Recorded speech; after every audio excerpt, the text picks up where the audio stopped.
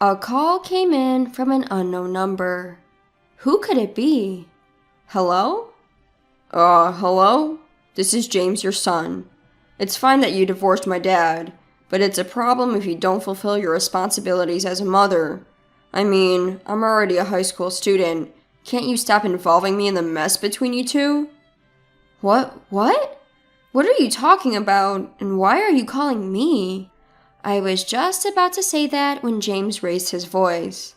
I'm telling you to pay my child support and tuition fee. The root cause of all this is your infidelity. And now you're trying to take money from my dad? You've got some nerve. At his words, I felt anger rising in me and replied to James, Who do you think you're talking to? I have no recollection of having a child. What? Have you gone crazy? Or are you trying to avoid paying by playing dumb? Don't mess with me. James must think I'm messing with him, but I'm surprisingly serious. As I said earlier, James is not my child. About 14 years ago, at that time, I was married to my ex-husband and we were about to reach our 3rd year. Up until then, our relationship as a couple hadn't changed much, and I think we got along fairly well. On our days off, we often went out together. With my ex-husband often being busy with work, he was away on business about half the month. He worked in sales, and I knew he traveled a lot even before we got married, so I didn't feel particularly out of place. But the one thing I felt was unnatural was the issue with children. Before we got married, I had told them that I loved children and I wanted to have one as soon as possible. Of course, we both had our own schedules. Even if I was ready, if he wasn't, it wouldn't work. So I wasn't in a rush and was taking my time. But 3 years into our marriage, he had never once brought up the subject of having children. By the time 3 years had passed, I thought it was strange and brought up the subject. What about having a child? It's been 3 years, and the older we get, the higher the risk of giving birth will be. Yeah, but I'm busy with work right now. When will you not be busy? Huh? You always say that, and it's been dragging on until now. I can't help it if I'm busy with work. If you keep saying that, I'm going to start wondering if it's really about work. What do you mean? I haven't done anything wrong. Huh? There was something odd about this conversation. I didn't suspect him of cheating. I was just trying to convey that if this continued, I would have no choice but to suspect him of infidelity. But for some reason, he seems flustered. He's hiding something. Thinking that, I decided to look into my ex-husband's activities, and I was able to uncover the truth behind his words and actions. His attitude when I confronted him that time, and what he was really doing when he said he was on a business trip. It was too mild to be called an affair. Turns out he was leading a double life. Half the month he spent with me, and half the month with another family. But what shocked me most was that the other woman had a child. That child was James, who had called me earlier. James was 2 years old at the time, still unaware of the world around him. Should I call this a blessing in disguise? Either way, someone will certainly get hurt. So I decided to speak to the other woman in the following days. Perhaps she had heard from my ex-husband. She seemed to recognize me right away. My first impression of her wasn't very pleasant. In a tense atmosphere, I quickly got to the point. I spoke about everything that bothered me, such as whether it was okay for my ex-husband to be leading a double life and who was the child's parent. But the woman began to respond nonchalantly, without changing her complexion or showing any guilt. She firmly stated that she was the mother of James. My ex-husband seemed to be hiding it, but she didn't hesitate to answer, which made me feel a bit overpowered. Finally, I asked her what she planned to do in the future. I won't do anything. I have no intention of quitting my current lifestyle, and I'm fine with it. However, I don't think he intends to have any more children. Why is that? When I reported that I was pregnant with James, he didn't seem very happy. When I asked, he said it was not the right time to have a child. So I think I just happened to get pregnant. Otherwise, I don't think he would have any children. But he told me he loves children. Does this mean he didn't want to have children with you? Then she smiled a little and said, Isn't it strange? Why did I, who didn't want children that much, give birth, while you, who want children, didn't even get pregnant? Can you really say that he loves children? Well, I'm sure when he said he loves children, it wasn't a lie, right? Maybe he thought that if he agreed with you about loving children, it would make him more attractive. Maybe he just used it as an excuse to flirt with you. No way. I really wanted to argue back, but I couldn't. Somehow, I felt like my conviction had been shaken. Besides, it seemed that my ex-husband was actually considering the child situation, which didn't appear to be the case before. Considering all this, I began to think that what the mistress was saying might be true. Seeing the woman's confident expression, I couldn't help but feel miserable. A few days later, I filed a divorce petition to the court and conveyed my intention to demand a division of property. He probably heard about me from the mistress. My husband accepted everything without asking me any questions, including our divorce and my claim. In the end, I wondered why this man had married me. That was the only thing I was curious about till the very end. On the day I packed up and left our home, I asked my ex-husband why he married me. I'm not sure. I don't really understand it myself. Oh, I wonder why we got married. We got married without knowing why. We should have never got married in the first place. You're absolutely right. If that had been the case, you wouldn't have a divorce on your record. But there's no helping it.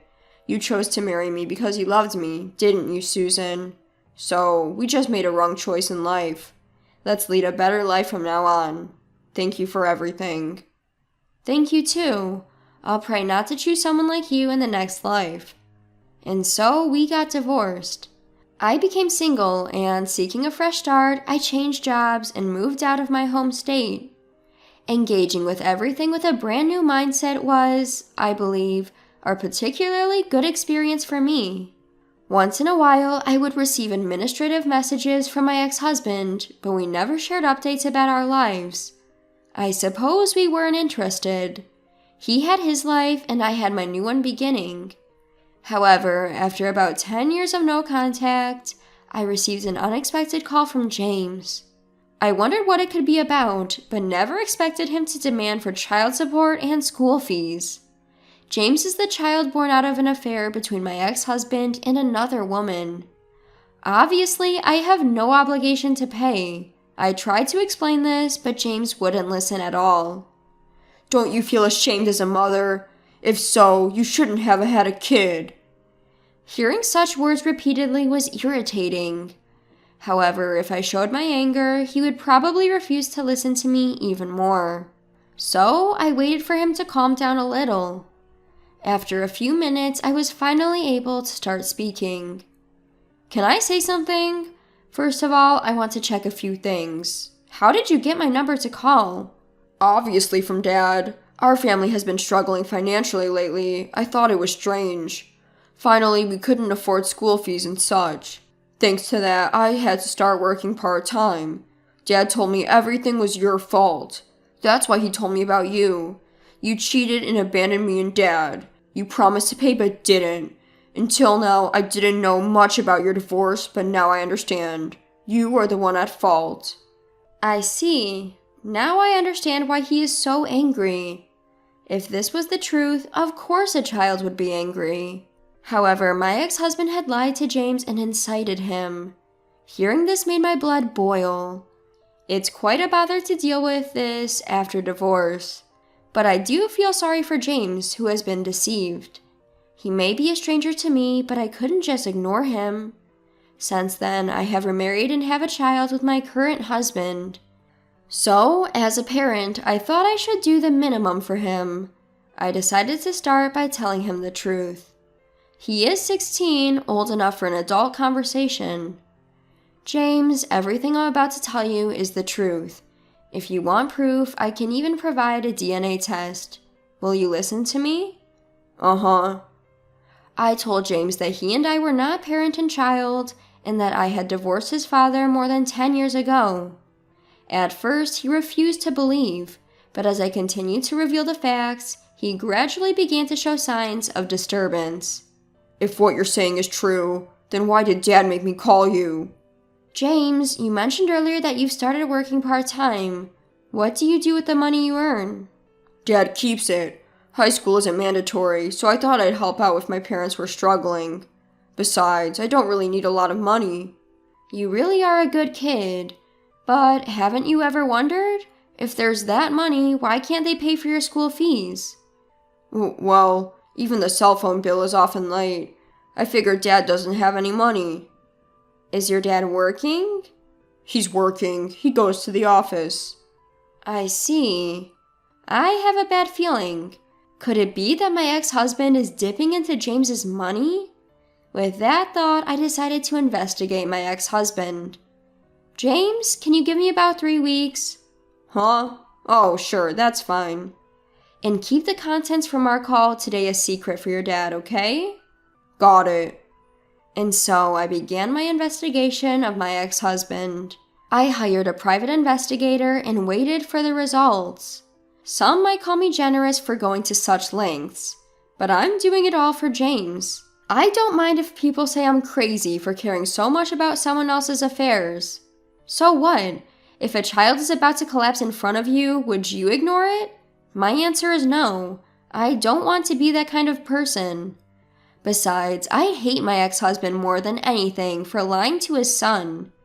While harboring my anger towards my ex-husband, I waited for 3 weeks for the PI's report. The results came in. The contents left me in shock. At the same time, anger surged within me. Turns out my ex-husband is not a full-time employee, but a temp worker. But it seems he was recently laid off and is now on leave. Apparently, he's been going to the unemployment office but spending most of his days at the casino. James thought his father was working because he always wore a suit, but he was actually job hunting. And there was no sign of him seriously looking for a job. But the worst part about my ex-husband is that he easily begs his son for money, feigning remorse.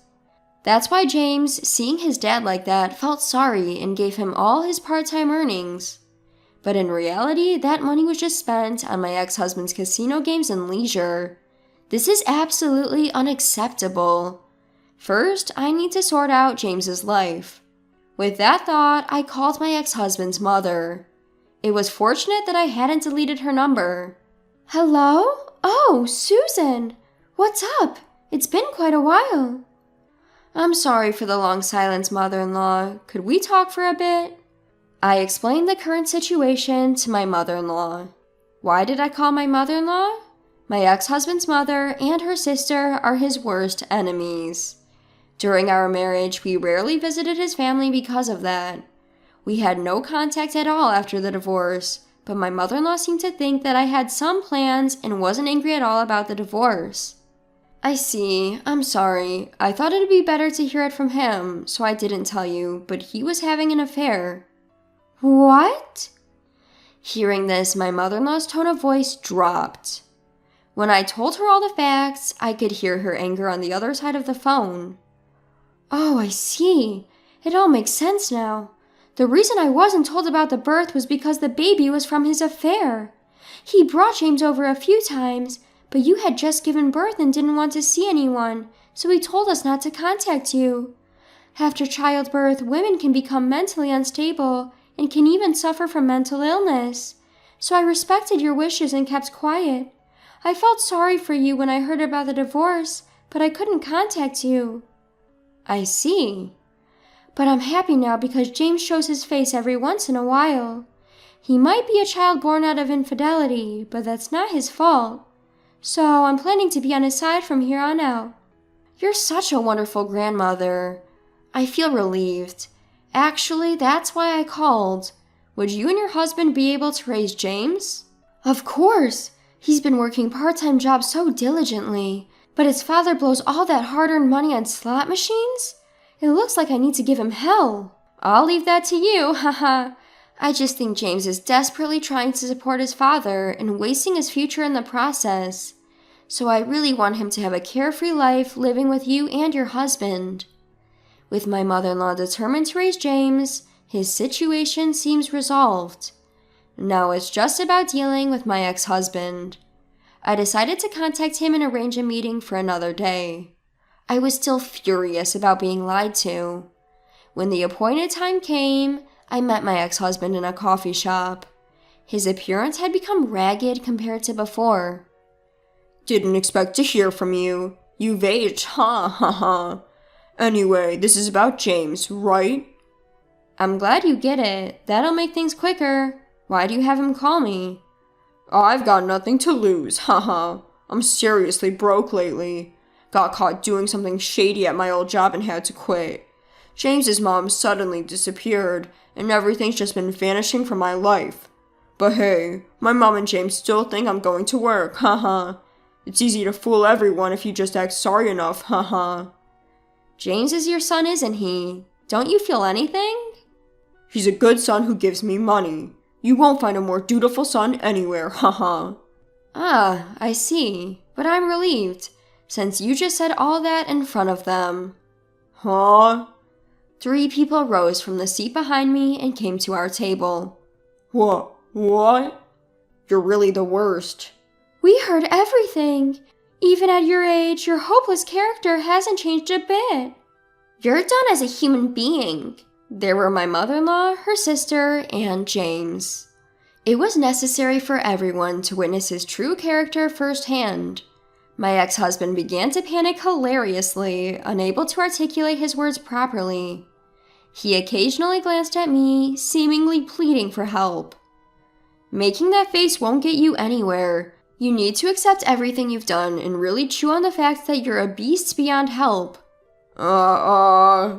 Thus, this chapter came to a close. Since then, my ex-husband has been continually scolded by my mother-in-law, her sister, and my father-in-law, and was forcibly put to work. His job is manual labor, a recommendation from my father-in-law, who said it would help reform his character. Moreover, his salary is deducted as child support, a condition my father-in-law apparently arranged with the company. The money goes to my in-laws, who use it for James's tuition and various school expenses. Meanwhile, James is living with my in-laws. He's completely disgusted with his biological father and has been treating his grandparents kindly. He's such a sweet boy, through and through. Whether the actions I took were right or not, I still don't know. But surely, things are better than before for them. From the bottom of my heart, I wish for James to find happiness. Just as my mother-in-law stated, there are no sins in a child.